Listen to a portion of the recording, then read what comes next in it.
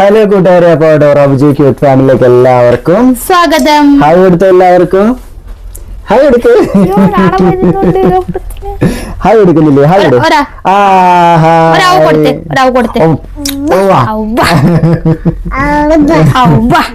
അത് വേണ്ട, അത് വേണ്ട. മൈക്ക് എടുക്കണ്ട, നമുക്ക് സംസാരിക്കണ്ടല്ലേ അവിടെ. അതുകൊണ്ട് എല്ലാം നോക്കിയേ. എല്ലാവർക്കും സുഖമാണെന്ന് ചോദിച്ചേ. എല്ലാവർക്കും സുഖമാണെന്ന് ചോദിച്ചേ. ശരി, സുഖാണ് എല്ലാവർക്കും. അപ്പോ ഗബ്രൂട്ടന് അങ്ങനെ സംസാരിക്കാറായില്ല കേട്ടോ. ഗബ്രൂട്ടന് കറക്റ്റ് വിളിക്കും. അബ്ബ അമ്മ കറക്റ്റ് വിളിക്കും. പിന്നെ അമ്മ എന്നാണ് കുറച്ചുകൂടെ കറക്റ്റ് ആയിട്ട് വിളിക്കുന്നത്.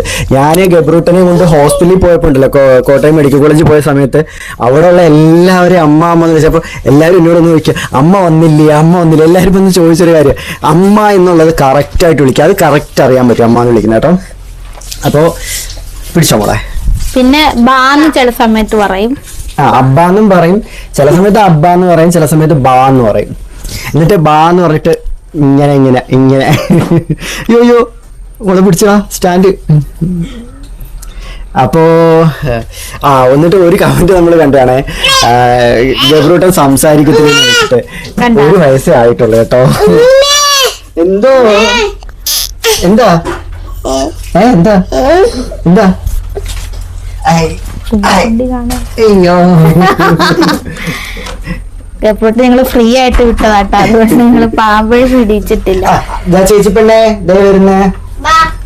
ചെല്ലി ചെല്ലി ചെല്ലി ചെല്ലി. നമ്മളെടുത്തോ അങ്ങോട്ട്. ചേച്ചിയുടെ കളിച്ചിട്ടോ.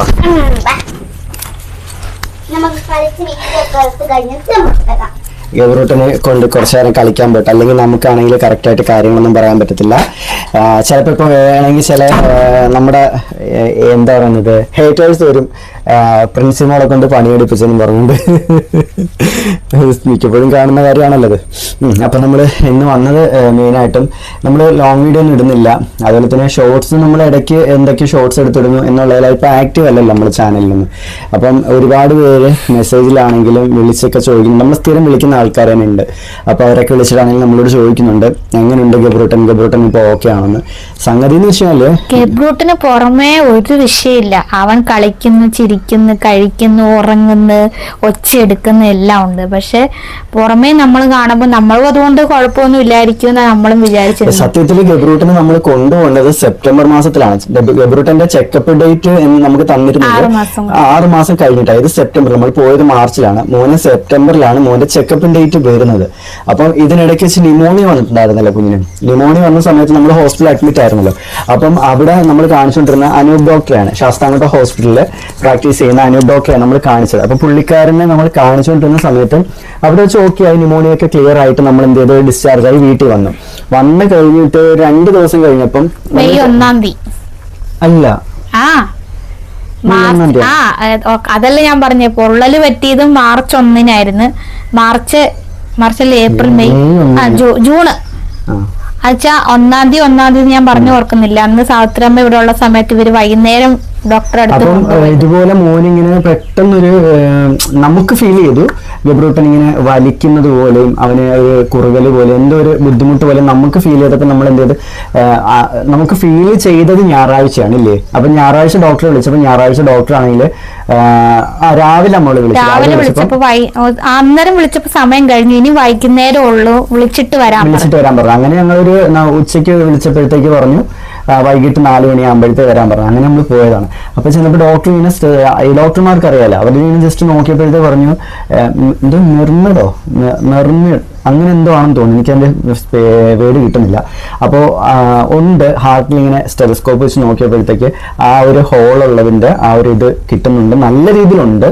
അപ്പോൾ ചെറിയ ഹോളൊന്നും ആയിരിക്കത്തില്ല, അടയാനുള്ള ഹോളൊന്നുമില്ല. അപ്പോൾ പുള്ളിക്കാരൻ തന്നെ എന്നോട് ഇങ്ങോട്ട് പറയാണ്, ടെൻഷൻ ആവാൻ വേണ്ടിയൊന്നും ഞാൻ പറയുന്നില്ല, ചിലപ്പോൾ മോന് സർജറി ചെയ്ത് മാറ്റാൻ പറ്റത്തുള്ളായിരിക്കും.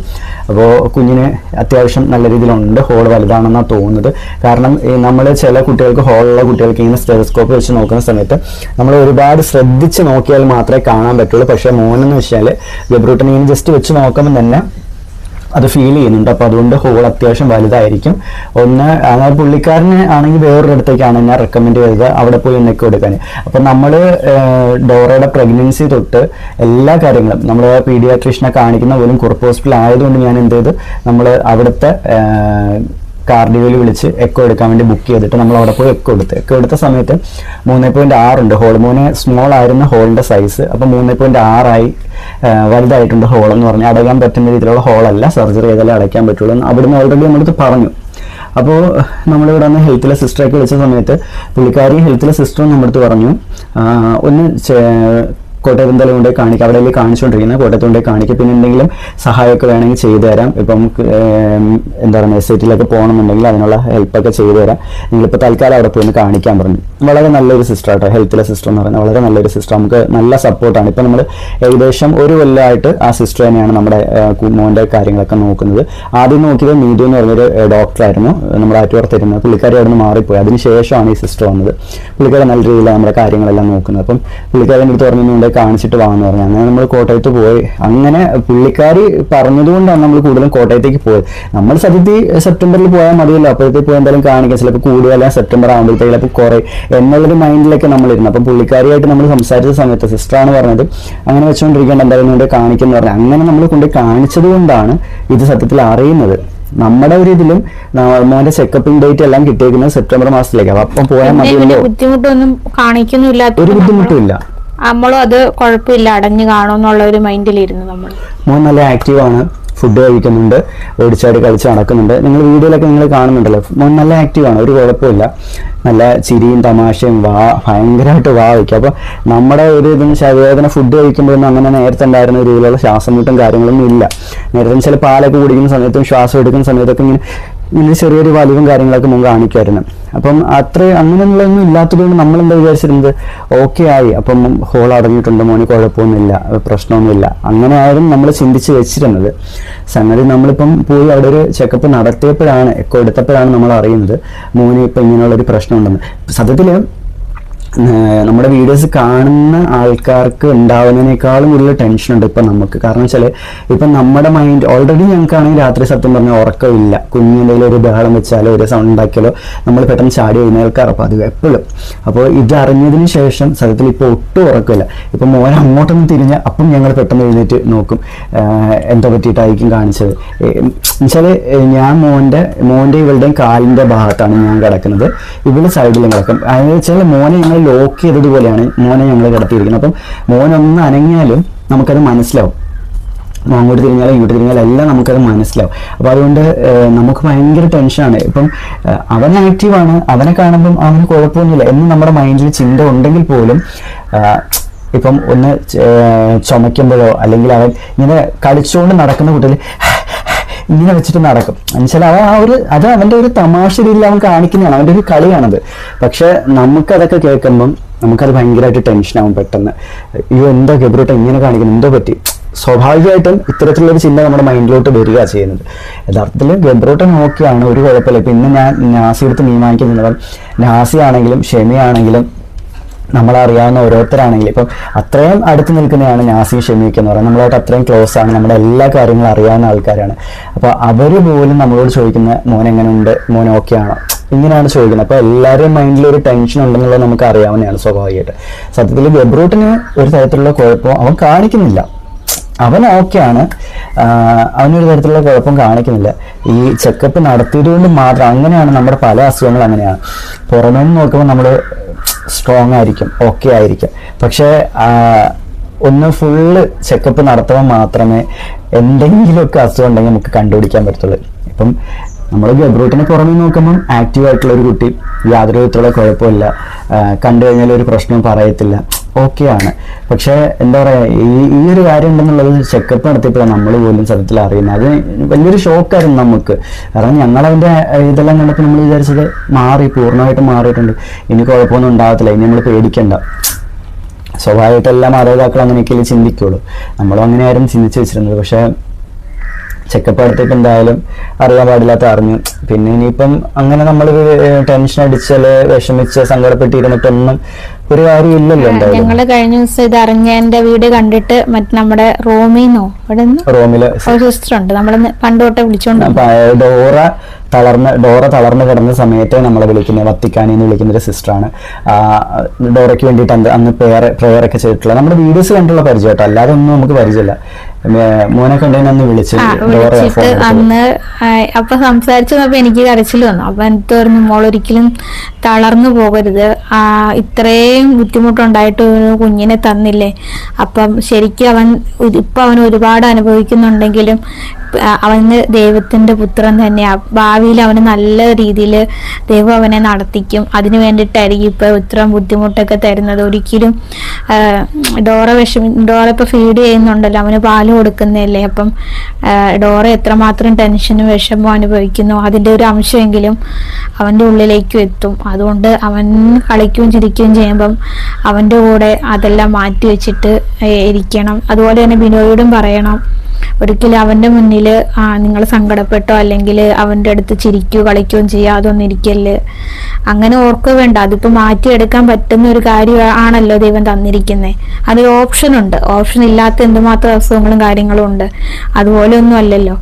അപ്പൊ അതുകൊണ്ട് അതൊന്നും ഓർത്ത് വിഷമിച്ചിരിക്കരുത്, ഹാപ്പിയായിട്ട് മുന്നോട്ട് പോകണം, ഒരിക്കലും തളരരുത് എന്നൊക്കെ പറഞ്ഞ് കുറെ മോട്ടിവേഷൻ വാക്കുകളൊക്കെ പറഞ്ഞ് അന്ന് ഒരുപാട് സംസാരിച്ചായിരുന്നു. പിന്നെ പ്രത്യേകം വേണ്ടിട്ട് ഗർഭൂട്ടിന് വേണ്ടിട്ട് പ്രെയർ ചെയ്തേക്കാന്നൊക്കെ പ്രെയർ ചെയ്യാൻ പോകുന്നതിന് കുറച്ച് മുന്നേ വിളിച്ചത്. അപ്പൊ അങ്ങനെ ഒരുപാട് നേരം വിളിച്ച് സംസാരിച്ചു. പിന്നെ ആറന്മുളയെന്നാന്ന് തോന്നുന്നു ഒരു ചേച്ചി അത് രാത്രി വിളിച്ച്, അത് വീഡിയോ കണ്ടത് അപ്പൊ തന്നെ വിളിച്ചിട്ട് നമ്മള് ഗർഭൂട്ടിന് പൊള്ളൽ പറ്റിയ സമയത്തും വിളിച്ച് സംസാരിച്ചിട്ടുണ്ട്.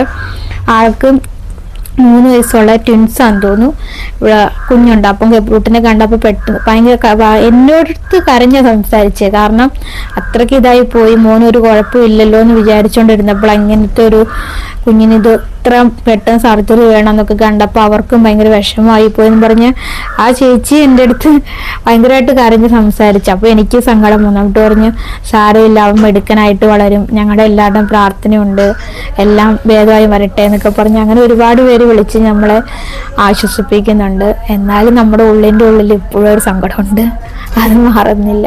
സത്യം വെച്ചാല് സങ്കടം മാത്രമല്ല, ഒരു ടെൻഷനും വിഷമവും പേടിയാ. ഇപ്പൊ സാത്രിയമ്മ ഇടയ്ക്കൊക്കെ വിളിക്കുമ്പോഴത്തേനും ഞാനിങ്ങനെ അമ്മ എടുത്ത് പറയുമ്പോ അമ്മ പറയും ഇല്ല മാറുമായിരിക്കും, ഇനി അടുത്തത് ചെല്ലുമ്പോഴത്തേനും മാറും, അങ്ങനെ തന്നെ വിശ്വസിക്കാം. ഞങ്ങളിവിടെ സത്യം പറഞ്ഞത് അമ്മ അങ്ങനെ പറയുന്നത് പ്രെയർ ചെയ്യുന്ന സമയത്തും മോനെ സമർപ്പിച്ച പ്രാർത്ഥിക്കുന്നത് കത്തി വെക്കാനുള്ള അവസ്ഥ കുഞ്ഞിന്റെ ദേഹത്ത് വരുത്തല്, അതിന് മുമ്പേ തന്നെ അസുഖം മാറ്റി തരണം. എന്നുവെച്ചാല് സത്യത്തില് ഒരുപാട് വേദന എന്റെ മോൻ സഹിച്ചിട്ടുണ്ട്, കുറെ വേദന നമ്മളൊട്ടും പ്രതീക്ഷിക്കാതെ.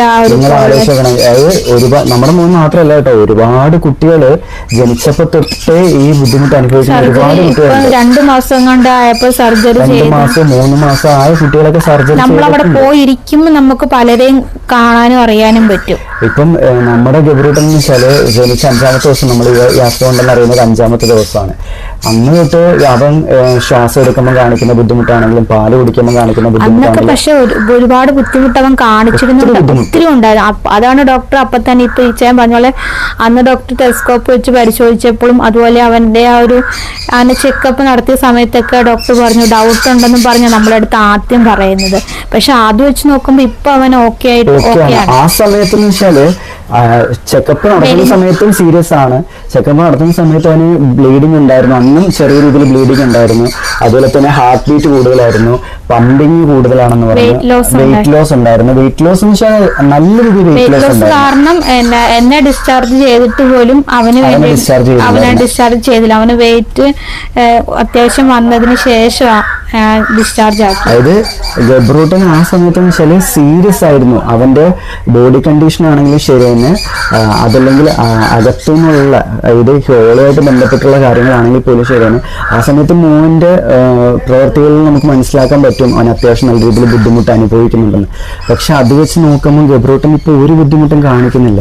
ദൈവം സഹായിച്ച ബുദ്ധിമുട്ടില്ലാതിരിക്കട്ടെ. നമ്മളിപ്പോ ഇത് പറഞ്ഞോർത്തോണ്ട് ഒരിക്കലും നമ്മളും പ്രാർത്ഥിക്കുന്നത് ബുദ്ധിമുട്ടില്ലാതിരിക്കട്ടെ, ഒരു തരത്തിലുള്ള ബുദ്ധിമുട്ടും കാണിക്കാതിരിക്കട്ടെ, നമ്മൾ അങ്ങനെ തന്നെയാണ് വിചാരിക്കുന്നത്. പക്ഷേ ചിന്തിക്കുന്ന വെച്ചാൽ ആ സമയത്ത് അത്രയും ബുദ്ധിമുട്ടുണ്ടായിരുന്ന സമയത്ത് പോലും ഗബ്രൂട്ടനാണെങ്കിൽ ഈ ഒരു സ്റ്റേജിലൂടെ, അല്ലെങ്കിൽ ഇത്രയും ഞങ്ങൾ പോലും ഇപ്പം ഇത്രയും ടെൻഷൻ അടിച്ച് നിൽക്കുന്ന ഈ ഒരു സ്റ്റേജിലൂടെ കടന്നു പോകേണ്ട അവസ്ഥ ഞങ്ങൾക്ക് വന്നില്ലായിരുന്നു. പക്ഷേ ഇപ്പം ഗബ്രൂട്ടൻ ആക്റ്റീവായി വളർന്നു വരുന്ന മോന്, എല്ലാ തരത്തിലും മോന് ആക്റ്റീവാണ്. അപ്പോൾ ഈ ഒരു നിമിഷത്തിലാണ് ഗബ്രൂട്ടൻ ഇത്രയും സീരിയസ് ആയതെന്ന് ആലോചിക്കുമ്പോൾ സത്യം പറഞ്ഞാൽ ഒട്ടും അത് ഉൾക്കൊള്ളാൻ പറ്റുന്നില്ല. അതാണ് ഏറ്റവും വലിയ പ്രശ്നം എന്ന് വെച്ചാൽ മോന് അതിൻ്റേതായിട്ടുള്ള ഒരു പ്രശ്നവും കാണിക്കുന്നില്ല. പക്ഷെ അങ്ങനെ ഇരിക്കുന്ന സമയത്താണ് ഇത്രയും സീരിയസ് ആണെന്ന് ഡോക്ടർ പറയുന്നത്. അത് കേട്ടുമ്പോൾ സത്യം പറഞ്ഞാൽ ഒരു രീതിയിലും അങ്ങോട്ട് ഉൾക്കൊണ്ട് നിൽക്കാൻ പറ്റുന്നില്ല. നമ്മളിപ്പം വീഡിയോസ് കണ്ടിന്യൂസ് ആയിട്ട് ഇടാത്തതിൻ്റെയൊക്കെ കാര്യം അതുകൊണ്ട് തന്നെ. ഷോർട്സ് എന്ന് വെച്ചാൽ കൂടുതലും നമ്മളിവിടെ ഇരിക്കുന്ന സമയത്ത് അവൻ്റെ കളിയും തമാശയും കാണുമ്പോഴും അവനെ ഞങ്ങളിപ്പം 24 hours എടുത്തുകൊണ്ട് നടക്കുവാണ്. ഞങ്ങൾ രണ്ടുപേരും കഴിയുന്നു. ഇച്ചാനെ കണ്ടു കഴിഞ്ഞാൽ ഇച്ചാൻ്റെ കയ്യിൽ നിന്ന് ഇറങ്ങത്തില്ല, എന്നെ കണ്ടു കഴിഞ്ഞിട്ട് മൊത്തം ഞാൻ എടുത്തോണ്ടിരിക്കുവായിരുന്നു. ആണ്ട് കുറച്ച് സമയം മാത്രമേ ഇറങ്ങി നടന്നുള്ളൂ. എടുക്കെന്ന് പറഞ്ഞ് കൂടെ തന്നെ നിൽക്കുമായിരുന്നു. അപ്പോൾ നമ്മളെന്ന് വെച്ചാൽ അന്നേരം കാണുന്ന ഒരു വീഡിയോ അല്ലെ അന്നേരത്തെ ഒരു ആ ഒരു സമയത്ത് ആ ഒരു സന്തോഷം അന്നേരം എടുത്ത് നമ്മളത് ഷോർട്സ് ആക്കി അങ്ങ് ഇടുന്നു, അത്രേ ഉള്ളൂ. അല്ലാതെ നമ്മൾ സത്യം പറഞ്ഞാൽ മെയിനായിട്ടും ചിലരിടുന്ന ഒരു കാര്യമാണ് ഇത് എന്ത് കണ്ടന്റാണ്, കണ്ടന്റ് ക്ഷാമമാണ്. ഞങ്ങൾ സത്യത്തിൽ വീഡിയോ ഇടുന്നത് ഒരിക്കലും കണ്ടന്റ് നോക്കിയല്ല. ഇപ്പം ലോങ് വീഡിയോ ആയിക്കോട്ടെ, ഷോർട്സ് ആയിക്കോട്ടെ, നമ്മൾ കണ്ടന്റ് നോക്കിയല്ല ഇടുന്നത്. ആ സമയത്ത് നമുക്ക് ഇതെടുത്താൽ കൊള്ളാം, എന്നാൽ ഇതെടുത്തിടാം എന്ന് വിചാരിച്ചിട്ട് സത്യം പറഞ്ഞാൽ അങ്ങനെയാണ് ഇടുന്നത്. കണ്ടന്റ് നോക്കി ഇടാനാണെങ്കിൽ കുറേ ചെയ്യാനായിട്ടുണ്ട്. പക്ഷെ നമുക്കെന്ന് വെച്ചാൽ കണ്ടന്റ് നോക്കി ഇടാനുള്ള സമയം, വീഡിയോ എടുക്കാനുള്ള സമയമില്ല. അതുപോലെ തന്നെ നമുക്ക് സത്യം പറഞ്ഞാൽ കണ്ടന്റ് ക്രിയേറ്റ് ചെയ്യാനായിട്ടുള്ള ഒരു മാനസികാവസ്ഥ അല്ലെങ്കിൽ അങ്ങനെയുള്ള ഒരു സാഹചര്യത്തിലൂടെ അല്ല നമ്മൾ കുറച്ച് നാളായിട്ട് പോയിക്കൊണ്ടിരിക്കുന്നത്. അപ്പോൾ നമുക്ക് എന്താണോ ആ സമയത്ത് ഇടാനായിട്ട് നമ്മുടെ മൈൻഡിൽ കിട്ടുന്ന ഒരു കാര്യം നമ്മൾ അതെടുത്തങ്ങ് ഇടുക ചെയ്യുന്നത്. അതിനപ്പുറം വേറെ ഒന്നും നമ്മൾ നോക്കുന്നില്ല. പിന്നെ എന്താ പറയുക, ഇപ്പം നമ്മൾ കൂടുതലും കണ്ടിന്യൂസ് ആയിട്ട് വീഡിയോ ഇടാൻ ശ്രമിക്കുന്നതിൻ്റെ മെയിൻ റീസൺ എന്ന് വെച്ചാൽ സർജറിക്ക് എന്തായാലും പൈസ ആണ്. അതിനിടയ്ക്ക് വേറൊരു കാര്യം പറയാനുള്ളതെന്ന് വെച്ചാൽ എന്നെ ഒരു ചേച്ചി എനിക്ക് കുറച്ച് പൈസ ഹെൽപ്പ് ചെയ്തിട്ടുണ്ടായിരുന്നു. നമ്മുടെ വീഡിയോ കണ്ടിട്ട് നമ്മൾ സഹായമൊന്നും ചോദിച്ചിട്ട് പോലും ഇല്ലെങ്കിൽ പോലും ആ ചേച്ചി നമ്മളെ ഹെൽപ്പ് ചെയ്തിട്ടുണ്ടായിരുന്നു. ഒരുപാട് നന്ദിയുണ്ട്. സത്യം പറഞ്ഞാൽ ഞാൻ പേര് മറന്നു, എനിക്ക് വാട്സപ്പിലൊക്കെ മെസ്സേജ് എന്നോട് ചാറ്റ് ചെയ്തത്. ഞാൻ ആ പേര് മറന്നു. ഇനി ഒരു പക്ഷേ പേര് അറിയാമെങ്കിൽ പറയുന്നത് സത്യം പറഞ്ഞാൽ എനിക്ക് മടിയാണ്. കാരണം ചിലർക്ക് അത് ഇഷ്ടപ്പെടില്ല. ചിലരെന്നോട് പറഞ്ഞിട്ടുണ്ട് പേരൊന്നും പറയണ്ടെന്ന് പറഞ്ഞ് കുറേ പേര് നമ്മളെ ഹെൽപ്പ് ചെയ്തിട്ടുണ്ടായിരുന്നു. അപ്പോൾ അതുകൊണ്ട് പേര് ഞാൻ പറയുന്നില്ല. എനിക്ക് സത്യം പറഞ്ഞ പേര് ഇപ്പോൾ ഓർമ്മയില്ല കേട്ടോ. കാരണം അന്ന് ഞാൻ ചാറ്റ് ചെയ്തിട്ട് 3-4 ദിവസമായി.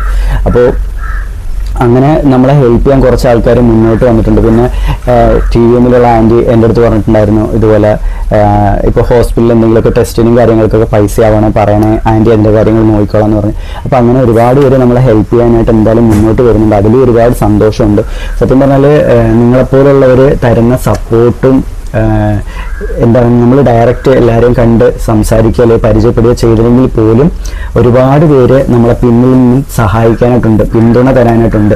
പോയിട്ട് അവർക്ക് നമ്മളിപ്പം ഫിനാൻഷ്യലി നമ്മളാണെങ്കിൽ ഹെൽപ്പ് ചെയ്യാൻ പറ്റിയില്ലെങ്കിൽ പോലും അവർക്ക് ഒരു സ്വാന്തന വാക്കെങ്കിലും പറഞ്ഞ് നമ്മളെ ഹെൽപ്പ് ചെയ്യാനായിട്ട് പറ്റുന്നുണ്ട് അവർക്ക്. കാരണം നമ്മൾ അത്രയും ഹോസ്പിറ്റലിൽ പോയിട്ട് വന്ന സമയത്ത് എനിക്ക് കൂടുതൽ അത്ഭുതം തോന്നിയ ഒരു കാര്യമാണ്. ഹോസ്പിറ്റലിൽ പോയിട്ട് ഞാൻ ഹോസ്പിറ്റലിൽ നിൽക്കുന്ന സമയത്താണ് ആ ഷോർട്സ് ഇടുന്നത്. മോനെ ഹോസ്പിറ്റലിൽ ചെക്കപ്പിന് വന്നേക്കാണ്, എല്ലാവരും ഒന്ന് പ്രാർത്ഥിക്കണം എന്ന് പറഞ്ഞിട്ട്. അപ്പോൾ നമ്മൾ വീഡിയോസ് ഒന്നും ഇട്ടില്ലായിരുന്നല്ലോ പിന്നീട്. അപ്പോൾ TVMലെ ആൻറ്റി ആണെങ്കിലും കണ്ണൂരിലെ അമ്മയാണെങ്കിലും പിന്നെ വേറൊരു കൊച്ചും വിളിച്ചിരുന്നില്ലേ, അങ്ങനെ 2-3 പേര് വിളിച്ചിട്ടുണ്ടായിരുന്നു. വിളിച്ചിട്ട് എങ്ങനെയുണ്ട് കുഞ്ഞിന്, എന്തായി പോയിട്ട് അറിയാത്തോണ്ടൊരു ടെൻഷൻ ഇരിക്കുവാണ് എന്നൊക്കെ പറഞ്ഞിട്ട് ഇങ്ങോട്ട് വിളിച്ചായിരുന്നു. നമ്മൾ അതും കഴിഞ്ഞ് അവരൊക്കെ വിളിച്ചതിന് ശേഷം ഈ ലോങ് വീഡിയോ സത്യം പറഞ്ഞാൽ ഇടുന്നത് ഒരുപാട് കോളുകൾ മെസ്സേജുകൾ വന്നതിന് ശേഷം എന്നാൽ പിന്നെ അതിനെക്കുറിച്ചൊരു വീഡിയോ ഇടാം, കമന്റിൽ വരെ ഒരുപാട് പേര് ചോദിക്കുന്നുണ്ടായിരുന്നു. അപ്പോൾ അതുകൊണ്ടാണ് പിന്നെ നമ്മൾ അതിനെക്കുറിച്ചുള്ള ഒരു ലോങ് വീഡിയോ പിന്നെ നമ്മൾ ഇടുന്നത് തന്നെ. അപ്പോൾ സത്യം പറഞ്ഞാൽ ഇതൊന്നും പറയാതെ തന്നെ പലർക്കും ഗബ്രൂട്ടൻ്റെ വിശേഷങ്ങൾ അറിയാൻ വേണ്ടി ഒരുപാട് പേര് കാത്തിരുന്നായിരുന്നു. അപ്പോൾ നമുക്ക് അതൊക്കെ സത്യം പറഞ്ഞാൽ ഒരുപാട് സന്തോഷമുണ്ട്. നമ്മളെക്കാളും കൂടുതൽ നമ്മളെ ഗബ്രൂട്ടനെ ആണെങ്കിൽ സ്നേഹിക്കാനും സംരക്ഷിക്കാനും ഒരുപാട് ആൾക്കാർ, അതായത് നമുക്ക് സത്യം പറഞ്ഞാൽ ഒരു പരിചയമില്ലാത്ത ആൾക്കാരാണ് നമ്മളാണെങ്കിൽ സഹായിക്കാൻ വേണ്ടി മുന്നോട്ട് വരുന്നത്. അതൊക്കെ അറിയുമ്പോഴത്തെ നമുക്ക് ഒരുപാട് സന്തോഷമുണ്ട്. പിന്നെ ചവറയിലുള്ള ഒരു ചേച്ചിനോട്, ആ ചേച്ചിയുടെ പേര് ഞാൻ മറന്നു, ഒരു സംഘടനയിൽ അത് പറഞ്ഞപ്പോൾ ഓർത്ത് നമ്മളെ കഴിഞ്ഞിടെ കാണാൻ വേണ്ടി നമ്മുടെ 2 സബ്സ്ക്രൈബർ വന്നായിരുന്നു കേട്ടോ. അന്ന് ഇച്ചാൻ ഇവിടെ ഇല്ല, വീഡിയോ എടുക്കാൻ പോയേക്കുമായിരുന്നു നാസിയുടെ കൂടെ. പക്ഷെ അത് വൈകുന്നേരമായി, എനിക്ക് തോന്നുന്നു 5-6 അവര് ചവറയിലെ വീട് നമ്മുടെ ശാസ്താംകോട്ടയിൽ അവരെന്തോ ഒരു പേഴ്സണൽ ആവശ്യത്തിനും കണ്ട് വന്നപ്പം എന്നെ വിളിച്ച് ഇവിടെ വീടെന്നറിയാലോ ശാസ്താംകോട്ടയിൽ, അങ്ങനെ വിളിച്ച് വഴി ചോദിച്ച് ആ ഒരു ഉമ്മായും അതിൻ്റെ മോളും കൂടെയാണ് വന്നത്. നമ്മള് വീഡിയോ എടുത്തെങ്കിൽ അവര് മുഖം ഒന്നും കാണിക്കണ്ടെന്ന് പറഞ്ഞുകൊണ്ടാട്ടോ പോസ്റ്റ് ചെയ്യാത്തെ. അപ്പൊ അങ്ങനെ വന്നു. ഇവിടെ വന്ന് കേറും, പേരും മഴയും കരണ്ടും പോയി. എന്നിട്ട് കുറെ നേരം ഇരുന്ന് ഗബ്രൂട്ടനെ എടുക്കും, കുറെ സ്വീറ്റ്സ് ഒക്കെ ആയിട്ടാ വന്നത്. അത് ഭയങ്കര സന്തോഷമായി. അങ്ങനെ വന്ന് നമ്മുടെ അടുത്ത് വെച്ചാൽ നമ്മൾ ഒരു പരിചയമില്ല. അപ്പൊ ഇവിടെ എത്തിയപ്പോൾ നമ്മൾ ഇവിടെ ആണല്ലോ എന്ന് കരുതി നമ്മളെ വിളിച്ച് അന്വേഷിച്ച് വഴി ചോദിച്ച് ആ മഴയത്തും അത്രയും രാത്രിയായിട്ട് വിടും നമ്മുടെ അടുത്ത് വന്ന് നമ്മളെല്ലാരെയും കണ്ടു.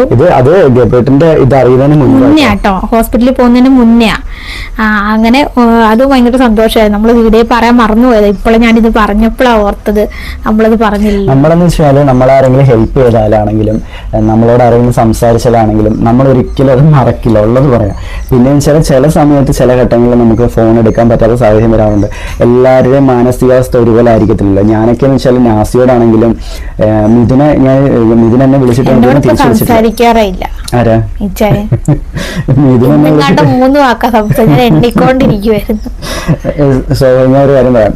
ഇപ്പം ഞാനെന്ന് വെച്ചാല് രാവിലെ എഴുന്നേറ്റ് കഴിഞ്ഞാൽ നേരെ അടുക്കളയിൽ പോയി കയറും. അടുക്കളയിൽ കയറി കഴിഞ്ഞാൽ ഒന്നുകിൽ സ്റ്റോറി വെച്ച് ഞാൻ അവിടെ നിന്ന് പാചകം ചെയ്യും, അല്ലെങ്കിൽ പ്രെയർ എന്തെങ്കിലും വെച്ചിട്ട് ഞാനും കൂടെ ഒന്ന് പ്രാർത്ഥിച്ചുകൊണ്ട് അവിടെ നിന്ന്. എന്നുവെച്ചാൽ മൈൻഡ് ഒട്ടും ശരിയല്ല. ഇപ്പം ഞാനെല്ലാം കഴിഞ്ഞിട്ട് ഇങ്ങോട്ട് വന്നിട്ട് കുറച്ച് നേരം ഞാൻ കയറി കിടക്കും, വീണ്ടും എഴുന്നേറ്റ് വൈകിട്ടുള്ള പരിപാടികൾ വീണ്ടും ചെയ്യും. നമുക്കെന്ന് വെച്ചാൽ ഒന്ന് അടുത്തിരുന്ന് സംസാരിക്കാനോ അല്ലെ എന്തെങ്കിലും ഒന്ന് ചോദിക്കാനോ പറയാനോ സത്യം പറഞ്ഞാൽ ഇപ്പം മനസ്സുകൊണ്ട് ഒന്നിനും പറ്റുന്നില്ല, ഉള്ളത് പറയാം. ഇപ്പം നാസിയാണെങ്കിൽ എന്നെ വിളിക്കുന്നുണ്ട്, ഞാൻ ഇപ്പം വർക്കൗട്ട് ചെയ്യാനൊന്നും പോകുന്നില്ല. അപ്പം നാസിനെ വിളിക്കുന്നുണ്ട്, അവിടെ വർക്കൗട്ട് ചെയ്യാം, നമുക്ക് അന്നേരം അവിടെ വെച്ചുള്ള വീഡിയോസ് എടുക്കാം, പുറത്ത് പോയി വീഡിയോസ് എടുക്കണം, നമുക്ക് അവിടെ വെച്ചുള്ള വീഡിയോസ് എന്തെങ്കിലുമൊക്കെ എടുക്കാം. സത്യം പറഞ്ഞാൽ ഒന്നിനും മനസ്സിലെന്ന് വെച്ചാൽ ഒരു കാര്യത്തിനും മനസ്സില്ല. ഞാൻ എന്താ പറയുക, എങ്ങനെ പറയണമെന്ന് അറിയത്തില്ല, ഒന്നും ചെയ്യാൻ സത്യം പറഞ്ഞാൽ മനസ്സില്ല. ആകെ ഇപ്പോൾ ഇവിടെ കുഞ്ഞുങ്ങളുള്ളത് കൊണ്ടാണ് ഞങ്ങൾ ഈ പാചകം പോലും ചെയ്യുന്നത്. ഒരുപക്ഷെ മക്കളില്ലായിരുന്നെങ്കിൽ അതുപോലും ചിലപ്പോൾ ഇവിടെ ചെയ്യത്തില്ലായിരുന്നു. കാരണം ഒന്നും ചെയ്യാൻ മനസ്സ് വരുന്നില്ല, ഒരു കാര്യത്തിനകത്തോട്ടും ശ്രദ്ധ കൊടുക്കാൻ പറ്റുന്നില്ല. എന്താ പറയുക, പലരും പറയുന്നുണ്ട് ഇത് അത്ര വലിയ കാര്യമൊന്നുമല്ല, അങ്ങനെ ടെൻഷൻ അടിക്കേണ്ട കാര്യമില്ല. ഒരുപാട് പേര് കമൻ്റ് ഒക്കെ ഇടുന്നുണ്ട്, എൻ്റെ കുഞ്ഞിനും 1 വയസ്സിൽ ചെയ്തു, 3 വയസ്സിൽ ചെയ്തു, 3 മാസത്തിൽ ചെയ്തു. എല്ലാവരും നമ്മളെ സമാധാനിപ്പിക്കാൻ വേണ്ടി പറയുന്നതാണ്, ശരിയാണ്. പക്ഷെ നമുക്കങ്ങോട്ട് സമാധാനപ്പെട്ട് മാനസികമായിട്ട് അതിനെ ഉൾക്കൊണ്ട് അങ്ങോട്ട് നിൽക്കാനായിട്ട് പറ്റുന്നില്ല. അതായത് ഇതൊക്കെ കണ്ടില്ല, ഞാൻ സാധാരണ ഇത്രയൊന്നും താടി വളർത്തുന്നതല്ല, കുറച്ചൊക്കെ വളരുന്നത് ട്രിമ്മർ എടുത്ത് വെച്ച് ചെയ്യുന്നത്. പക്ഷെ അതുപോലെ മുടി വളർന്നു. സത്യം പറഞ്ഞാൽ ഒന്നും ചെയ്യാൻ പറ്റില്ല. പിന്നെ വേറൊരു കാര്യം ഞാൻ കാണിച്ചു തരാം. എൻ്റെ നഖം വരെ വളർന്നു. ഇങ്ങനൊന്നും നഖം വളർത്തുന്ന ആളല്ല, കണ്ടില്ലേ, 2 കൈയിലും നഖം വളർന്നു. അപ്പോൾ ഒന്നും നമ്മുടെ തന്നെ സ്വന്തം കാര്യങ്ങൾ പോലും ചെയ്യാനായിട്ട് സത്യം പറഞ്ഞാൽ ഇപ്പം മനസ്സ് വരുന്നില്ല. വാഷിംഗ് മെഷീൻ ഉണ്ട്, തുണിയൊന്നും കഴിയേണ്ട ആവശ്യമില്ല, മെഷീനകത്തോട്ട് ജസ്റ്റ് എടുത്തിട്ട് വേണമെങ്കിൽ ഓൺ ചെയ്ത് ഇട്ടാൽ മതി. എനിക്കതും പറ്റുന്നില്ല. ഇവിടെ പ്രിൻസ് ഇപ്പം മെഷീനിൽ തുണിയിട്ട് കഴുകുന്നത്. സത്യത്തിൽ ഒന്നിനും ഒരു കാര്യത്തിനും മൈൻഡ് കിട്ടുന്നില്ല. അതുകൊണ്ടാണ് സ്വാഭാവികമായിട്ട് ഇപ്പോൾ വീട്ടിലാണെങ്കിൽ പോലും ഞാൻ കൂടുതലും ഇപ്പം മോനുമായിട്ടാണ് കളിക്കുകയാണെങ്കിലും ചിരിക്കുകയാണെങ്കിലും മോനെ ഇപ്പം കൂടുതൽ എടുത്തുകൊണ്ട് നടക്കുകയെല്ലാം ചെയ്യുന്നത്.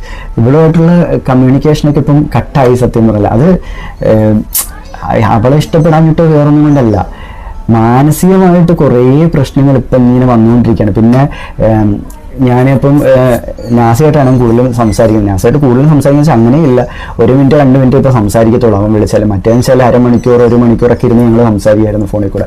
ഇപ്പം അത്രയും പോലും സംസാരമൊന്നുമില്ല, 1 മിനിറ്റിൽ 2 മിനിറ്റ് കഷ്ടിച്ച് വിളിച്ചാൽ അത്രയും സംസാരിക്കുള്ളൂ, എന്നിട്ട് കട്ട് ചെയ്യും.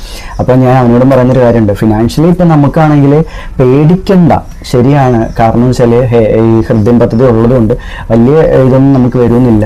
പക്ഷെ നമുക്കറിയില്ല മുൻപോട്ടുള്ള ചെലവും കാര്യങ്ങൾ എങ്ങനെയാണെന്നോ എങ്ങനെ ആവും കാര്യങ്ങൾ ഒന്നും നമുക്കറിയില്ല. ഇപ്പം നമ്മുടെ ഏക വരുമാന മാർഗം എന്ന് പറയുന്നത് ഈ യൂട്യൂബ് ചാനലാണ്. അതിൽ പോലും നമുക്ക് കണ്ടിന്യൂസ് ആയിട്ട് വീഡിയോ ഇടാൻ പറ്റുന്നില്ല. അത് കാരണം ഇപ്പം ഡോളറും കയറുന്നില്ല.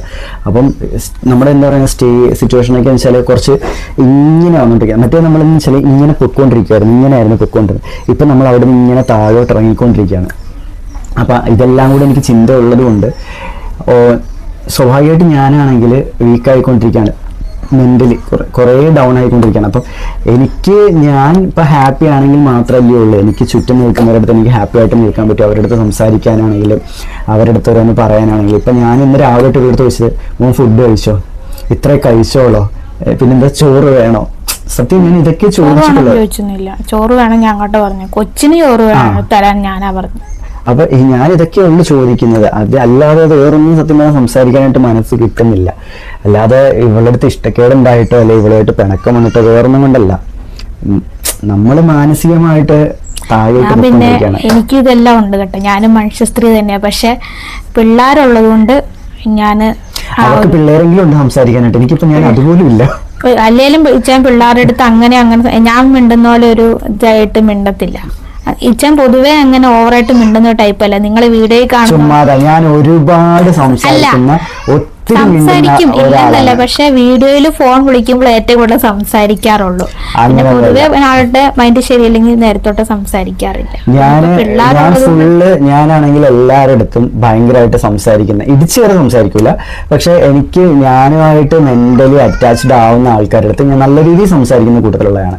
പിന്നെ ഇപ്പൊ നമ്മളെന്ന് വെച്ചാല് മക്കളടുത്ത് ഞാൻ ഒരുപാട് ഓവറായിട്ട് സംസാരിക്കാന്ന് വെച്ചാല് ഈ വീട്ടില് പേടിയുള്ളതെന്ന് വെച്ചാൽ എന്നെ മാത്രമേ ഉള്ളൂ. ഇവളെ പേടിയില്ല, അമ്മേനെ പേടിയില്ല, അപ്പായെ പേടിയില്ല, എന്താ പറയുന്നത് അനിയനെ പേടിയില്ല. അതായത് പ്രിൻസിന്റെ അച്ഛനെ പിന്നെയും പേടിയുണ്ട്, ഇച്ചിരിയെങ്കിലും പേടിയുണ്ട് അച്ഛനെ, ഇല്ലാന്ന് പറയുന്നത്. അമ്മേനെ ഒട്ടും പേടിയില്ല. പിന്നെ ഏറ്റവും ഇളയ അനിയനുണ്ട്, അവന് ഒട്ടും പേടിയില്ല, അവന്റെ പുറത്ത് കയറിയിരുന്നാണ് ഇടിക്കുന്നത്. ഇവിടെ സത്യം പറഞ്ഞാല് ഞാൻ പേടിപ്പിച്ചില്ലെങ്കിൽ പോലും ഇവളാണെങ്കിലും അമ്മയാണെങ്കിലും വലിയപ്പ വരുന്നുണ്ടേ ഇങ്ങനെ പറഞ്ഞാണ് പിള്ളേരെ പേടിപ്പിക്കുന്നത്. അപ്പൊ സ്വാഭാവികമായിട്ട് പിള്ളേരുടെ മനസ്സിൽ എന്നോടൊരു പേടിയുണ്ട്. അപ്പൊ അവരാണെങ്കിൽ അധികം എൻ്റെ അടുത്ത് അങ്ങനെ സംസാരിക്കാനും പറയാനും പറ്റില്ല. എന്തെങ്കിലും കാര്യങ്ങളൊക്കെ മേടിച്ചിരണം, ഇത് ഉണ്ടാക്കി തരണം, അല്ലെ അവിടെ കൊണ്ടുപോകണം, ഇവിടെ കൊണ്ടുപോകണം, അത് വെച്ചിരണം, ഇത് വെച്ച ഇതൊക്കെ എന്നോട് പറയാറുള്ളൂ. അല്ലാത്ത തമാശ കാര്യങ്ങൾ എൻ്റെ അടുത്ത് പറയാറില്ല. ഇപ്പൊ ഞാനും തിരിച്ച് ഇവരുടെ അടുത്ത് തമാശ കാര്യങ്ങൾ പറയാൻ നിൽക്കുകയാണെങ്കിൽ ഇപ്പൊ ഞാൻ പിടിച്ചിരുത്തി കഴിഞ്ഞാൽ ഇച്ചിരിയെങ്കിലും പഠിക്കും. ഇവളൊരു 100 വട്ടം പറയുമ്പോഴായിരിക്കും ഒരു വട്ടം അവർ വന്നിരിക്കുന്നത് പഠിക്കാനായിട്ട്. പക്ഷെ ഞാൻ അവിടെ വന്നിട്ട് എന്താണ് പഠിക്കാത്തത് ഇങ്ങനെ വെച്ചാൽ അന്നേരം ബുക്കും ഇതെല്ലാം എടുത്ത് ഇവിടെ നിന്ന് ഇരിക്കും. അപ്പൊ ഞാനും ഇവരൊക്കെ നിൽക്കുന്നതാണെങ്കിൽ കളിയും തമാശയായിട്ട് നിന്ന് കഴിഞ്ഞാൽ കുഞ്ഞുങ്ങൾ പിന്നെ വീണ്ടും ഞാനതുകൊണ്ട് പിള്ളേരെ അധികം തമാശയായിട്ട് ഇരിക്കത്തില്ല. എന്നാൽ ഇവരുടെ തന്നെ 27 മണിയും തമാശയായിട്ട് നിന്നത്. ഇപ്പൊ ഈ കുഞ്ഞിന്റെ കാര്യം അറിഞ്ഞതിന് ശേഷമാണ് ഞാൻ ഇപ്പം മറ്റേന്ന് വെച്ചാൽ ഇവളെ അടിക്കും, കടിക്കും, ചവിട്ടും, പിച്ചും, മാന്തി. ഇവളെ ഞാനാണെങ്കിൽ എന്താ പറയുക ഇവള് കണ്ണ് തുറക്കത്തില്ല, തുറക്കുന്നതിന് മുമ്പ് ഇവർക്ക് രണ്ട് തട്ടുമുട്ടും കൊടുത്തിട്ടാണ് ഇവളെ ഞാൻ എഴുന്നേൽപ്പിക്കുന്നത്. എന്നുവെച്ചാൽ നമ്മൾ അങ്ങനെയായിരുന്നു. അവളാണ് ഇപ്പൊ പറഞ്ഞത് ഞാൻ അധികം സംസാരിക്കത്തില്ലെന്ന്. ഞാൻ അങ്ങനെയാണ്. പക്ഷെ മെന്റലി ഞാൻ ഡൗൺ ആയി കഴിഞ്ഞാല് എനിക്ക് പിന്നെ ഒന്നും പറ്റത്തില്ല, ഞാൻ സൈലന്റ് ആയി പോകും. സൈലന്റ് ആവുന്ന വെച്ചാൽ ഇവിടെ തന്നെ നമ്മൾ മുൻപത്തെ ഒരു വീഡിയോയിൽ പറഞ്ഞിട്ടുണ്ട്, വഴക്കിട്ട് കഴിഞ്ഞാൽ പിന്നെ ഞാൻ ഒട്ടും സംസാരിക്കില്ല, മാറി. ഞാനിപ്പോ എനിക്ക് മെന്റലി ഞാൻ അപ്സെറ്റ് ആണെങ്കിൽ ഞാൻ ആരോടും സംസാരിക്കത്തില്ല. ഇല്ല, ഞാൻ സീരിയസ് ആയിട്ടും എനിക്ക് ഇതൊക്കെ തന്നെ അറിയാം. നിന്നോട് വഴക്കിട്ടാൻ സമയത്ത് ഞാൻ ആരോടും മിണ്ടാറില്ലല്ലോ, ഇവളോട് വഴക്കിടുന്ന സമയത്ത് ഞാൻ ആരോടും മിണ്ടാറില്ല. അപ്പൊ നാസി വിളിച്ചാൽ തന്നെ പിന്നെ വിളിക്കാം എന്ന് പറഞ്ഞാൽ കട്ട് ചെയ്യുന്നത്. ഇപ്പം എന്താ പറയുക, കുഞ്ഞിന്റെ കാര്യം വന്നതിന് ശേഷം ഞാൻ ഭയങ്കരമായിട്ട് ഡൗൺ ആയിപ്പോയി. മറ്റേന്ന് വെച്ചാൽ പിന്നെയും കുറച്ചു നേരം കഴിയുമ്പോൾ ഒരു അരമണിക്കൂർ അല്ലെങ്കിൽ 1 മണിക്കൂർ ഒരു ദിവസം കഴിയുമ്പോൾ ഞാൻ ഓക്കെ ആവുന്നതാണ്. പക്ഷെ ഇപ്പം കുഞ്ഞിന്റെ കാര്യം വന്നതിന് ശേഷം ഒട്ടും പറ്റുന്നില്ല. അത് എന്താ പറയുക, നമ്മള് കുറച്ചുകൂടെ കുഞ്ഞുമായിട്ട് അറ്റാച്ച്ഡ് ആയതുകൊണ്ടാണോ അല്ലെങ്കിൽ നമ്മുടെ മോൻ ഇങ്ങനെ ഒരു സിറ്റുവേഷൻ വന്നല്ലോ എന്ന ചിന്തയാണോ ഒന്നും അറിയില്ല. പുറത്ത് പറയാൻ പറ്റാത്ത ആ ഒരു വിഷമമാണെങ്കിലും ടെൻഷനാണെങ്കിലും സങ്കടമാണെങ്കിലും എന്തൊക്കെ ഉള്ളിലുണ്ട്. അതാണ് സംഗതി. അതിനപ്പുറം വേറെ ഒന്നുമില്ല. ആവശ്യമില്ലാത്ത ചിന്തകളൊന്നും മനസ്സിൽ കൊണ്ടുവരാതിരിക്കുക. നിന്റെ അടുത്താ പറയുന്നത്. ഞാൻ മിണ്ടാതിരിക്കുന്നെങ്കിലും ഞാൻ ഇത്തിരി സ്ട്രോങ് ആവുന്നുണ്ട്. ഇയാള് മിണ്ടിയിട്ട് ഇയാള് സ്ട്രോങ് ആവുന്നില്ല എന്നുള്ള എൻ്റെ ഞാൻ മിണ്ടിയത് 3 വാക്കാണ്. ഇച്ചാൻ ഇവിടെ മിണ്ടാറില്ല. എനിക്ക് പിന്നെ പിള്ളേരുടെ അടുത്തെങ്കിലും ആശ്വാസമുണ്ട്.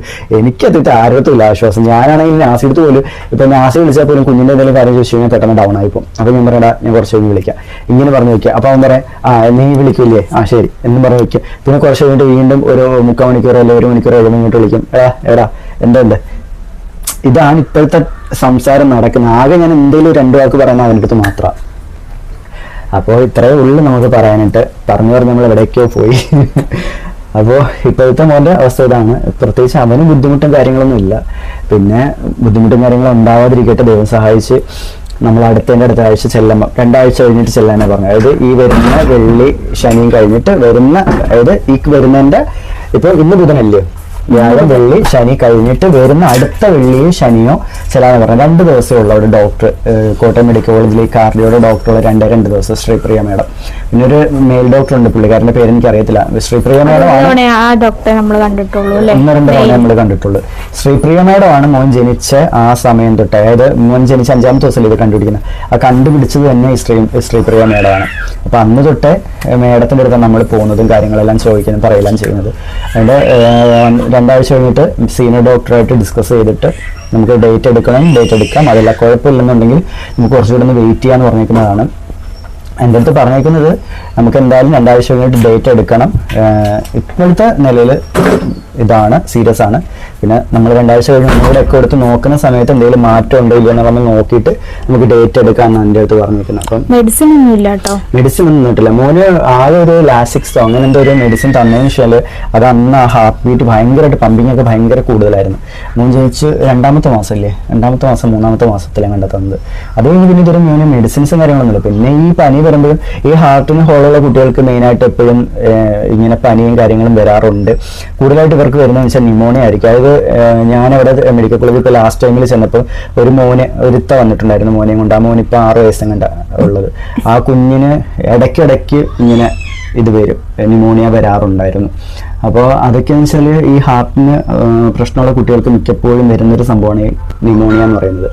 അപ്പോൾ ഗബ്രൂട്ടൻ ഇനി എന്തായാലും ന്യൂമോണിയ വരാതിരിക്കട്ടെ. അതുപോലെ തന്നെ ഈ രീതിയിൽ തന്നെ ഗബ്രൂട്ടൻ പോട്ടെ.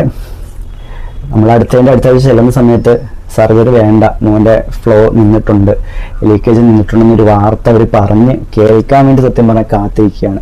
സർജറി വേണ്ടെന്ന് പറയുന്നതിന് വേണ്ടി ഞങ്ങളിങ്ങനെ കാത്തിരിക്കുകയാണ്. അതല്ല, സർജറി വേണമെന്നുണ്ടെങ്കിൽ അതിന് ഞങ്ങൾ മാനസികമായിട്ട് ഒരുങ്ങി തന്നെയായിരിക്കുന്നത്. പിന്നെ കൂടുതലും പ്രാർത്ഥിക്കുന്നത് ചെയ്ത് തീരുവാണെങ്കിൽ പിന്നീട് തീർന്ന് നമുക്കറിയില്ല. പിന്നെ നമ്മൾ എല്ലാ മാസവും ഈ പറഞ്ഞ എക്കോ എടുത്ത് നോക്കേണ്ടി വരും. അതും അത് വെച്ച് നോക്കുമ്പോൾ ഇവിടുന്നുള്ള പോക്ക് തന്നെ അത്യാവശ്യം നല്ല ചെലവാണ് നമുക്ക്. ആരുടെ ഇപ്പൊ നമ്മുടെ മോനെ ചികിത്സിക്കുന്നോണ്ട് പറയല്ല, അത്യാവശ്യം നല്ല രീതിയിൽ നമുക്ക് ചെലവാകും. പോക്കാണെങ്കിലും ബാക്കിയുള്ള കാര്യങ്ങളാണ്. അവിടെയൊക്കെ എടുക്കുന്നതിന് നമുക്ക് പൈസ ആവില്ല, ഓക്കെയാണ്. അവിടുത്തെ ആകെ 5 രൂപ, OP ടിക്കറ്റ് എടുക്കുന്നതിന് ആകെ 5 രൂപ, അത് മാത്രമേ ഉള്ളൂ കോട്ടയത്ത് നമുക്ക് ഇപ്പം ആയിക്കൊണ്ടിരിക്കുന്നത്. പക്ഷെ ഇവിടെ നിന്നുള്ള പോക്കും വരവാണ് നമുക്ക് ഏറ്റവും കൂടുതൽ പൈസ ആകുന്നത്. അല്ലാതെ വേറെ നമുക്ക് അങ്ങനെ തന്നെ ഉണ്ടെങ്കിൽ പോലും വണ്ടി വിളിച്ചാൽ പോയത്. കാരണം ഇപ്പൊ അവനെ കൊണ്ട് ട്രെയിനിൽ തന്നെ പോക്ക് പറ്റത്തില്ല, കാരണം അവനങ്ങ് അടങ്ങിയിരിക്കത്തില്ല. തന്നെ നിങ്ങൾക്ക് വേറെ ഹോസ്പിറ്റലിൽ തന്നെ ചെന്നിട്ട് ഗബ്രൂട്ട് അടങ്ങിയിരിക്കുന്നില്ല. കുറേ നേരം ഞാൻ എടുത്തുകൊണ്ട് നടന്നിട്ട് ഞാൻ ലാസ്റ്റ് കുഴഞ്ഞു. അപ്പം എനിക്ക് തോന്നുന്നു ഞാനാണ് നടക്കുന്ന കണ്ടിട്ട് എനിക്ക് തളർന്നു എന്ന് മനസ്സിലായിട്ടാണെന്ന് അറിയില്ല. എനിക്ക് ആ ചേച്ചിയുടെ പേര് ഞാൻ മറന്നുപോയി. മോനെ കാണിക്കാൻ വേണ്ടി വന്നേ ആ ചേച്ചി പിന്നെ കുറേ നേരം വേറൊരു ചേച്ചി എന്നോട് ചോദിച്ചു കുഞ്ഞിനെ എടുക്കണമെന്ന് ചോദിച്ചു. ഞാൻ പറഞ്ഞു വേണ്ടാന്ന് പറഞ്ഞു. അത് കഴിഞ്ഞിട്ട് ഈ ചേച്ചി എൻ്റെ അടുത്ത് ഇരിക്കുകയാണ്. അപ്പം എന്നോട് ചോദിച്ചു മോനെ എടുക്കണം. ഞാൻ പറഞ്ഞു വേണ്ട കേട്ടോ, എടുക്കണ്ടെന്ന് പറഞ്ഞു. അപ്പം അത് കുഴപ്പമില്ല, ഞാനും കുറേ വളർത്തി, എനിക്ക് 3 മക്കളുണ്ട് എന്ന് പറഞ്ഞിട്ട് ചേച്ചി എന്നെ വന്ന് കൈ കാണിച്ചപ്പോൾ എനിക്കറിയില്ല ഗബ്രൂട്ടൻ പോയി. സാധാരണ വെച്ചാൽ ഗബ്രൂട്ടൻ ആരും കൈ പോകുന്നില്ല, ഒരാളുടെ കൈ പോയിട്ടില്ല ഗബ്രൂട്ടൻ. ഞാനിങ്ങനെ അന്താളിച്ചിരിക്കുക. എന്നാലും എനിക്ക് ഇപ്പക്കാരെ കാരണം വെച്ചാൽ ആരെങ്കിലും എടുത്തു കഴിഞ്ഞാൽ എടുത്തൊരു 2-3 സെക്കൻഡ് കഴിയുമ്പോഴത്തേക്ക് ഗബ്രൂട്ടൻ ഭയങ്കരമായിട്ട് കരയും അവരെ കയ്യിൽ നിന്ന് ഇറങ്ങാൻ വേണ്ടിയിട്ട്. പക്ഷേ ഈ ചേച്ചി കുറേ നേരം എടുത്തുകൊണ്ട് കിടന്ന് ഇച്ചിരി നേരം ചേച്ചിയുടെ തോളെ കിടന്ന് മയങ്ങി. പിന്നെ ഹോസ്പിറ്റലിൽ അതിനകത്തോട്ട് കയറാൻ വേണ്ടി ഡോക്ടർ ഒന്ന് വിളിച്ച സമയത്ത് ചേച്ചി പിന്നെ കുഞ്ഞിനെ എൻ്റെ കൈ കൊണ്ട് തന്നു. അങ്ങനെ പിന്നെ ഞാൻ വേറൊരു ചേച്ചി എൻ്റെ കൂടെ കയറിയത്. അപ്പം ആ ചേച്ചി ഇങ്ങനെ മോനെക്കുറിച്ച് പറയുന്ന ആ ചേച്ചി ഇങ്ങനെ കേട്ടോണ്ട് ഇങ്ങനെ വിഷമിച്ച് നിൽക്കുമായിരുന്നു. കാരണം ഈ പ്രാവശ്യം ഞാൻ ഒറ്റയ്ക്കാണ് പോയെങ്കിൽ എന്നെ ഹെൽപ്പ് ചെയ്യാൻ അവിടെ ഒരുപാട് പേരുണ്ടായിരുന്നു. പിന്നെ ഒരു ഇത്താണെന്ന് അറിയില്ല, ഒരു സിസ്റ്റർ, അതും മോനുമായിട്ടൊന്നും പറഞ്ഞില്ല. ഇപ്പം ന്യൂമോണിയ ഒക്കെ ഇടയ്ക്ക് വന്ന ആ കുഞ്ഞിൻ്റെ ഉമ്മയായിരുന്നു. അപ്പോൾ ഒരുപാട് പേരുണ്ടായിരുന്നു നമ്മൾ ഈ സമയത്ത് അവിടെ ഹെൽപ്പ് ചെയ്യാൻ. ഒറ്റയ്ക്കാണ് പോയെങ്കിലും അവിടെ ചെന്ന് കഴിയുമ്പോൾ നമുക്ക് അവിടെ ഒരുപാട് പേരെ കിട്ടാറുണ്ട്. അതൊക്കെ ഒരു സന്തോഷമാണ് സത്യം പറഞ്ഞാൽ. അപ്പോൾ ഇതാണ് കൂട്ടുകാർ ഇപ്പോഴത്തെ നമ്മുടെ അവസ്ഥ, ഇപ്പോഴത്തെ നമ്മുടെ കാര്യങ്ങളൊക്കെ. പിന്നെ പലരും ചോദിക്കാറുണ്ട് എങ്ങനെയാണ് പൈസയൊക്കെ ഉണ്ടോ. പൈസ ഉണ്ടെന്ന് ചോദിച്ചാൽ അങ്ങനെ നമുക്ക് പറയാറായിട്ടില്ല. പിന്നെ മുൻപോട്ട് പോകുമ്പോൾ നമുക്ക് അറിയാം ഇനി അവിടെ എത്ര ആവും എങ്ങനെയാണ് എന്നും അറിയില്ല നമുക്ക്. എന്തായാലും നമുക്ക് വരുന്നിടത്ത് വെച്ച് കാണാം എന്ന് വിചാരിച്ച് ഞങ്ങൾ പോവുകയാണ്, അത്രേ ഉള്ളൂ. അതിനപ്പുറം ഒന്നുമില്ല. അപ്പോൾ മെയിനായിട്ട് ഒരു കാര്യം പറയാനുള്ളതെന്ന് വെച്ചാൽ മാക്സിമം നമ്മുടെ വീഡിയോസ് നിങ്ങൾ ഷെയർ ചെയ്യുക. നിങ്ങൾ പൈസ തന്നെ ഹെൽപ്പ് ചെയ്യാൻ നിങ്ങൾക്ക് പറ്റിയില്ലെങ്കിലും ഒരു കുഴപ്പമില്ല. ഒരുപാട് പേര് പറയാറുണ്ട് നമുക്കിപ്പോൾ ഒന്നും തന്ന് സഹായിക്കാൻ പറ്റുന്നില്ലല്ലോ എന്നൊക്കെ ഒരുപാട് പേര് പറയാറുണ്ട്. അപ്പോൾ നിങ്ങൾ നമുക്ക് പൈസ ഒന്ന് സഹായിക്കണം എന്ന് നമ്മൾ ഒരിക്കലും പറയുന്നില്ല. ഹെൽപ്പ് ചെയ്യാൻ തയ്യാറുള്ളവർ മാത്രം നമ്മളെ ഹെൽപ്പ് ചെയ്താൽ മതി, അങ്ങനെ നമ്മൾ പറഞ്ഞിട്ടുള്ളൂ. അപ്പോൾ നിങ്ങൾക്ക് പൈസ ഒന്നും സഹായിക്കാൻ പറ്റില്ലെങ്കിൽ ഏറ്റവും വലിയൊരു ഉപകാരമാണ് നമ്മുടെ വീഡിയോസ് മാക്സിമം നിങ്ങൾ ഷെയർ ചെയ്യുക. നിങ്ങളുടെ ഫ്രണ്ട്സിനായിക്കോട്ടെ, ഫാമിലി സർക്കിളിലുള്ളവർക്കായിക്കോട്ടെ, ആർക്കും ആയിക്കോട്ടെ, മാക്സിമം നിങ്ങൾ വീഡിയോ ഷെയർ ചെയ്യാൻ അറിയാവുന്നവർക്കെല്ലാം എത്രത്തോളം നമുക്ക് റീച്ച് കിട്ടുമോ അത്രത്തോളം നമുക്ക് യൂട്യൂബിൽ നിന്നുള്ളൊരു വരുമാനം കിട്ടും. നമ്മുടെ ഡോറ ബിജി ക്വിറ്റ് ഫാമിലി മാത്രമല്ല, കേരള ബ്രദേഴ്സ് എന്നുള്ള ചാനലാണെങ്കിൽ പോലും അതിലെ വീഡിയോസ് ആണെങ്കിലും മാക്സിമം നിങ്ങൾ ഷെയർ ചെയ്യാൻ ശ്രമിക്കുക. എത്ര പേർക്ക് നിങ്ങൾക്ക് ഷെയർ ചെയ്യാൻ പറ്റും അത്രയും പേർക്ക് നമ്മുടെ എല്ലാ വീഡിയോസും ഷെയർ ചെയ്ത് കൊടുക്കുക. അപ്പോൾ അത്രയും നമുക്ക് ഉപകാരമാവും നിങ്ങൾ ചെയ്യുന്നത്. അത്രയും ഉപകാരം നിങ്ങൾ ചെയ്യുന്നത്.